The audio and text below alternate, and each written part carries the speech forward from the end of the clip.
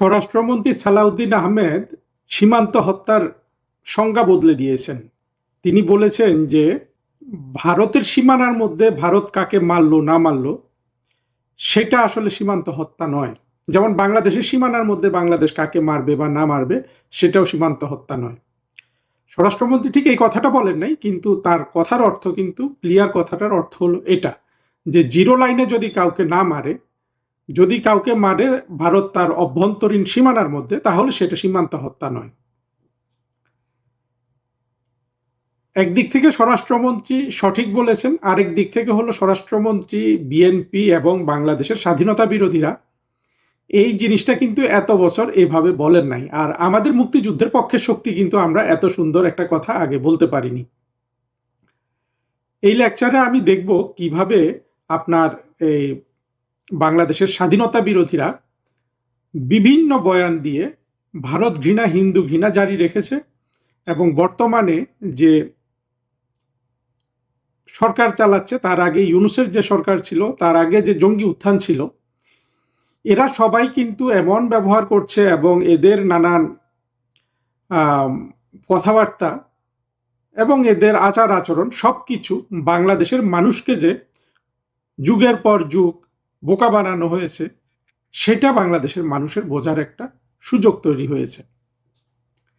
দেখুন, স্বরাষ্ট্রমন্ত্রীর এই বক্তৃতাটাকে আমি ভারতের আধিপত্য মেনে নেয়া এইভাবেও কিন্তু ব্যাখ্যা করতে পারি। বিষয়টা হলো জঙ্গিরা বাংলাদেশের স্বাধীনতা বিরোধীদের মধ্যে হলো যে সবচেয়ে বেশি বিখ্যাত এবং বেশি প্রভাবশালী হলো মৌলবাদী শ্রেণী এবং বিএনপি। তারা কিন্তু সব সময় ভারতের বিরুদ্ধে, হিন্দুদের বিরুদ্ধে ক্ষোভ ঘৃণা ঝেড়ে, যেটা আমাদের বারবার বলতে হবে যে যার মূল সূত্র, যার মূল বা রুট কজ ছিল 1971 সালে পাকিস্তানপন্থীদের পরাজয় এবং সেখানে ভারতের সহযোগিতা, এবং আরো রুটে যদি আমরা যাই, এই মূল সমস্যাটা এসে কিন্তু ভারতের যে দুটা রাষ্ট্র হয়েছিল, একটা মুসলমানদের জন্য, একটা হিন্দুদের জন্য, এই দেশভাগ থেকে কিন্তু আমাদের মূল সমস্যাটা, যেটা থেকে আমরা কিন্তু এখন পর্যন্ত উত্তরণ ঘটাতে পারিনি। ফলে আমরা 1972 সালে বা 71-এ মুক্তিযুদ্ধের মাধ্যমে স্বাধীন রাষ্ট্র পেলেও আমরা কিন্তু রাষ্ট্রটাকে একচ্ছত্র বাংলাদেশের মুক্তিযুদ্ধের পক্ষে সাজাতে পারিনি, কারণ সমাজে রয়ে গিয়েছিল সেই পাকিস্তানপন্থী পরাজিত শত্রুরা, যাদেরকে বঙ্গবন্ধু ক্ষমা করে দিয়েছিলেন এবং তারা যারা বঙ্গবন্ধুকে খুন করেছিল, যাদেরকে শেখ হাসিনা সমাজে আত্মীকরণ করতে চেয়েছিলেন, যারা প্রধানমন্ত্রী শেখ হাসিনার বিরুদ্ধে জঙ্গি উত্থান ঘটিয়েছে। এটা যদি আমরা পুরো জিনিসটা বিচার বিবেচনা করে দেখি যে আওয়ামী লীগ সরকারের বিরুদ্ধে যত ধরনের মিথ্যা প্রপাগান্ডা হয়েছিল 2024 সাল পর্যন্ত, তার মধ্যে তিনটা জিনিস ছিল, এখনো আছে, যে আওয়ামী লীগের সরকারের দুর্নীতি ছিল, আওয়ামী লীগ সরকার মানবাধিকার লঙ্ঘন করেছে, আওয়ামী লীগ সরকার বাংলাদেশকে ভারতের কাছে বিক্রি করে দিয়েছে, অর্থাৎ ভারতের আধিপত্যে থাকে আওয়ামী লীগ সরকার, ভারতের প্রোটেকশনে। আজকে যদি আমরা পেছনের দিকে তাকাই, আমরা দেখব যে এই যে গুম খুনের অভিযোগ এবং দুর্নীতির অভিযোগ, এটা আসলে কোনো তেমন গুরুত্বপূর্ণ ছিল না। ভারতের বিরুদ্ধে যে অভিযোগ এবং ভারত ঘৃণা, হিন্দু ঘৃণা, ওইটার সাথে আসলে এই দুটা মোমেন্টাম পেয়েছে। কিন্তু আমরা যদি সত্যিকারের তথ্য উপাত্ত নিয়ে বিশ্লেষণ করি, আমি অনেকবার বলেছি যে মানবাধিকার লঙ্ঘনে এবং অর্থনৈতিক দুর্নীতিতে আওয়ামী লীগ কিন্তু এখন প্রমাণিত হয়ে গেছে আমাদের সবার কাছে। শেখ হাসিনা সরকার ছিল, বিএনপি সরকার বলুন, বিএনপি সরকার আমরা 2001 থেকে 6 সালে দেখেছি, বিএনপি সরকারকে আমরা 1991 থেকে 96 সালে দেখেছি। দুর্নীতিতে আসলে বিএনপির সরকারগুলোর সাথে আওয়ামী লীগ পারবে না, যদিও বিএনপির বর্তমান সরকারের বিরুদ্ধে দুর্নীতির অভিযোগ এখনো উঠেনি, কারণ সরকার খুবই নতুন, কিন্তু প্রচুর চাঁদাবাজির অভিযোগ তো আছে তাদের বিরুদ্ধে গত 2 বছর ধরে, যেটা আবার দুর্নীতিরই নামান্তর। আর জঙ্গি স্বাধীনতা বিরোধীরা কি রকম দুর্নীতি করতে পারে একটা দেশের মধ্যে, এটা কিন্তু ইউনূসের সময় প্রমাণিত হয়ে গেছে। আমরা দেখেন, এই যে ছোট ছোট জঙ্গি, অল্প বয়সী জঙ্গিরা 10 কোটি 15 কোটি টাকা জেলা প্রশাসন থেকে নিয়ে গেছে, নিয়ে গিয়ে হয়তো 2-4 লাখ টাকা খরচ করেছে, বাকি টাকাটা মেরে দিয়েছে। বাংলাদেশে আগে কখনো কিন্তু 25 থেকে 35 বছর বয়সের মানুষ এত বেশি টাকা আত্মসাৎ করতে পারে নাই। এই যেটা হাসনাত, সার্জিস, নাহিদ, আসিফ ভুঁইয়া এবং এদের সব সাঙ্গপাঙ্গ যারা আছে তারা করেছে, এবং যেভাবে তারা এমনকি এত অল্প পয়সা আগে কখনো বিদেশে অর্থ পাচারের অভিজ্ঞতাও কিন্তু বাংলাদেশে কারো ছিল না, যেটাই আত্মঘাতী জঙ্গিগুলা করেছে। ফলে আপনি যদি তথ্য উপাত্তের বেসিসে যান, আপনি দেখবেন যে দুর্নীতি করার ক্ষেত্রে শেখ হাসিনা সরকার ছিল অত্যন্ত দুর্বল, এবং মানবাধিকার লঙ্ঘনের ক্ষেত্রেও শেখ হাসিনা সরকার ছিল অত্যন্ত দুর্বল। অর্থাৎ শেখ হাসিনা সরকার ছিল সবচেয়ে কম দুর্নীতিবাজ সরকার বাংলাদেশের ইতিহাসে, শেখ হাসিনা সরকার ছিল সবচেয়ে বেশি মানবাধিকার রক্ষাকারী সরকার, এবং বেশি মানবাধিকার রক্ষাকারী সরকার হওয়াতেই কিন্তু আওয়ামী লীগ একেবারে ৭২ সাল থেকে ২০২৪ সাল পর্যন্ত সমাজের যে স্বাধীনতা বিরোধী মৌলবাদী শক্তি আছে, যেটা মূলত বাংলাদেশের প্রধান সমস্যা, এটাকে কিন্তু সমাধান করতে পারেনি। উল্টো স্বাধীনতা বিরোধীরা কিন্তু আওয়ামী লীগকে ২ বার ক্ষমতাচ্যুত করল, এবং প্রত্যেকবার কিন্তু তাদের মূল এজেন্ডা এবং মানুষের মগজ ধোলাই করা, মানুষকে বোঝানো মূল কিন্তু শক্তি ছিল যে ভারতের কাছে বাংলাদেশকে বিক্রি করে দিয়েছে। এখান থেকে যদি আপনি দেখেন তাহলে কিন্তু স্বরাষ্ট্রমন্ত্রীর যে বক্তব্য, এটাকে আপনি ভারতের কাছে আধিপত্য মেনে নেওয়া হিসাবে দেখতে পারেন, কিন্তু আসলে ওই জায়গায় আমি যাব না, যেহেতু সত্যটা উঠে এসছে সেটার উপর থাকাই আমাদের ভালো। অবশ্য বিএনপি সরকারের আমরা অনেক স্মার্ট চাতুর্যের কাজ দেখেছি। একটা ছিল যে তারা জ্বালানি তেলের কৃত্রিম সংকট তৈরি করে তারা কিন্তু জ্বালানি তেলের দাম বাড়িয়ে দিল, ফলে সরকারের কিছু আর্থিক যোগান হয়েছে সরকার ক্ষমতা গ্রহণের পর থেকে। একের পর আমরা কিন্তু বিএনপি সরকারের এই ধরনের স্মার্ট বক্তৃতা বিবৃতি দেখছি, কিন্তু এগুলো যে মানুষ সব বোঝে না তা নয়, কিন্তু আসলে বাংলাদেশের মানুষও তো লজ্জা পাচ্ছে এখন যখন দেখছে যে স্বরাষ্ট্রমন্ত্রী সীমান্ত হত্যার যে বক্তব্য দিয়েছেন সেটার ক্ষেত্রে যে ফেলানির যে কেসটা, যেটা অবশ্যই অমানবিক, কিন্তু এটা তো ভারত সীমান্তের মধ্যে তাদের সীমানায় তারা কাঁটা তার দেয়, সে কাঁটা তারে ফেলানিকে ঝুলতে দেখা গেছে। ফলে সালাউদ্দিন সাহেবের এই বক্তব্য অনুযায়ী বা উনি যে নতুন সংজ্ঞা দিয়েছেন সেই অনুযায়ী কিন্তু ফেলানির ব্যাপারে কিন্তু যেই ধরনের বাংলাদেশে গোলযোগ হয়েছে, এটা নিয়ে যেইভাবে জনমতকে প্রভাবিত করা হয়েছে, ভারত ঘৃণা হিন্দু ঘৃণা ছড়িয়ে দেওয়া হয়েছে, সবগুলা কিন্তু ছিল ভিত্তিহীন আমরা যদি সালাউদ্দিন সাহেবের কথাকে মেনে নেই।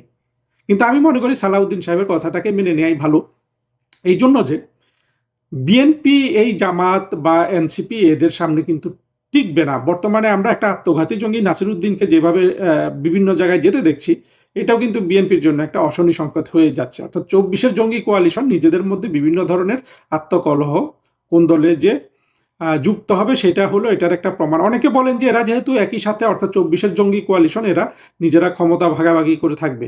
তবে সেটা সাধারণত দেখা যায় না, কারণ বাংলাদেশের রাষ্ট্র ক্ষমতা হাতে পেলে মানুষের হাতে অর্থ রোজগারের এমন অফুরন্ত সুযোগ আসে, সেই সুযোগ কিন্তু এখন এই যারা বর্তমানে যেই সংসদ আছে, এই সংসদে যারা বিরোধী দল, তারা তো কাছ থেকে দেখছে যে দেশের অর্থ রোজগারের সব সুযোগ সুবিধা চলে গেছে বিএনপির হাতে, ওরা তো এটা সহ্য করবে না। ফলে বিএনপিকে যে তারা খুব ইজি পাস দিবে সেটা নয়, কিন্তু বিএনপি যে জিনিসগুলা নিজেদের সংশোধন করছে, এটা তো বিএনপির জন্য একটা সংশোধনমূলক বক্তব্য ছিল এই সালাউদ্দিন সাহেবের বক্তব্য।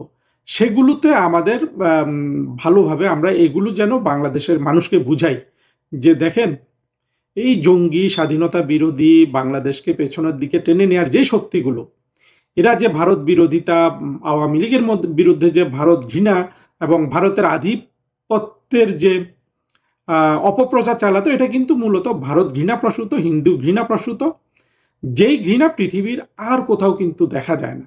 আমরা ২৪-এর জঙ্গিদের এখন দেখি মার্কিন যুক্তরাষ্ট্রের অধীনে ওরা চলে যেতে চায়, যাতে তারা ভারতকে একটা শিক্ষা দিতে পারে, কারণ ভারত ১৯৭১ সালে বাংলাদেশ স্বাধীন করে দিয়েছিল। এর বাইরে কিন্তু কোনো কারণ আপনি খুঁজে পাবেন না।